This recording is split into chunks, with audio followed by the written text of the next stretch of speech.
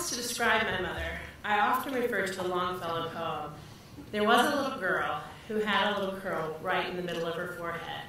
When she was good, she was very good indeed. But when she was bad, she was horrid. She is what Southern folk call eccentric, but what the rest of the world refers to as crazy. To know Cecilia is to know that she will probably like your dog better than you. At some point you will see her naked.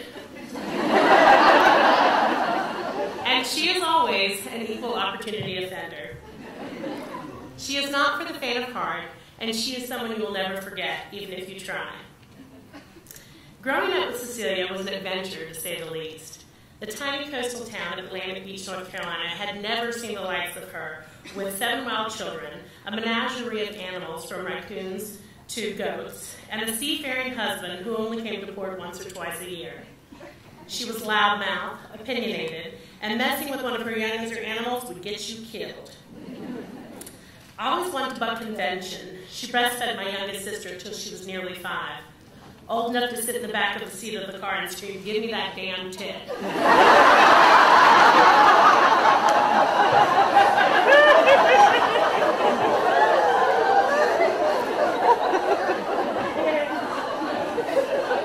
It was nothing to see her driving around in her 1978 Volkswagen Super Beetle with a nursing toddler at her breast, a pile of dogs in the back seat, and a couple of kids strapped to the folded-down convertible roof. She'd cry every year when summer ended and school took back in. My mother's hatred of school likely stemmed around her use of rules and schedules, 2 things she could never abide by. My first day at St. Egbert's Catholic School, I held her hand and reminded her that nuns don't like cussing. The kindergarten program only lasted till noon, and she forgot me there every day. Some days, she'd send handymen that she had hired to do odd jobs around the house to pick me up. Or she'd loan her car to the well-known town bum who would often forget how to get me home. I'm surprised I'm alive. Despite my daily abandonment at school, lunchtime often presented a bigger problem. Some of my more infamous lunches include the following: a whole pineapple and a knife. A can of sardines with no key, break it open with a rock, and a grocery bag containing an entire loaf of bread, an entire jar of mayo, and a can of tuna. I can't say for certain when her random need to be naked started, but I suppose breaking out 7 humans that you have to breastfeed and conduct personal hygiene around probably had something to do with it. Clothing became entirely optional regardless of task. I held the ladder for her as she stapled towels to our roof hours before a hurricane, wearing only a towel. Whipping winds rendered the towel completely useless, causing me to yell to her from below that I was certain she had eliminated the likelihood of anyone in her neighborhood of having not seen her naked ass. My mother is the queen of inappropriate comments.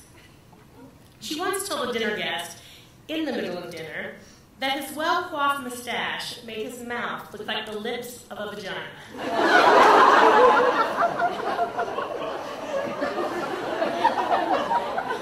She has been known to give lectures in the middle of my high school parties on the importance of all teenage boys getting vasectomies. It was her contention that she was trying to wipe out unplanned teenage pregnancy. I must admit, it has taken me a long time to come to terms with the crazy. As a child, I craved the normalcy other people appeared to have with their mothers. Other mothers wore clothes and knew how to behave in public. Mine did not. I found myself resenting her for her inability to keep it together. My biggest promise to myself has always been that I would not allow crazy to claim me. I vowed that when I finally had a child of my own, I would be different.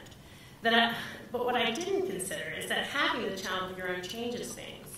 It forces you to view the world not only through your own lens, but through theirs as well.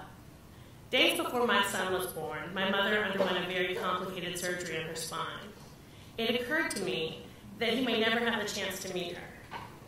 I thought about everything he would miss.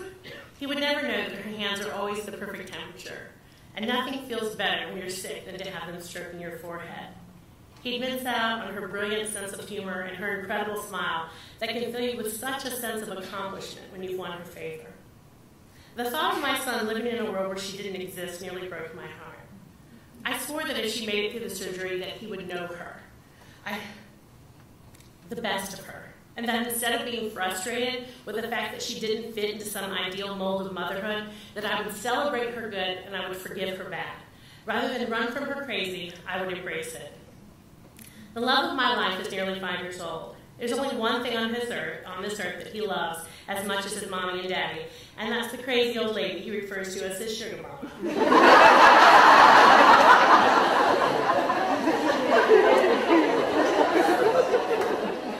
They have a love language all their own. Together they create bubbles in the bathtub that nearly reach the ceiling. Breakfast is a jar of Nutella and a spoon.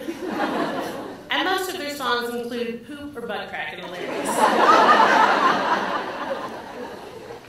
He has tied her up, locked her in a dog's crate, and used her as a human basketball goal while forcing her to wear a football helmet as protection. She is the greatest grandmother ever. For the first time, instead of focusing on all the ways my mother's chaotic nature has traumatized me, I think about the ways it has shaped me into the person that I am. She is responsible for the things within me that I value most.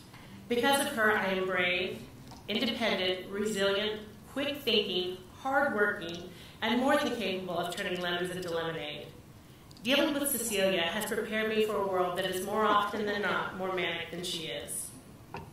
On a recent trip to the grocery store with the boy and his sugar mama, I found myself running around like a chicken with my head cut off, trying to chase the two of them, barreling through the store on a motorized scooter, banging into the ends of every other aisle. As I captured the shorter of the two, he whipped around and spoke to me in his firmest voice. "Mama, you are crazy, and you are driving me crazy."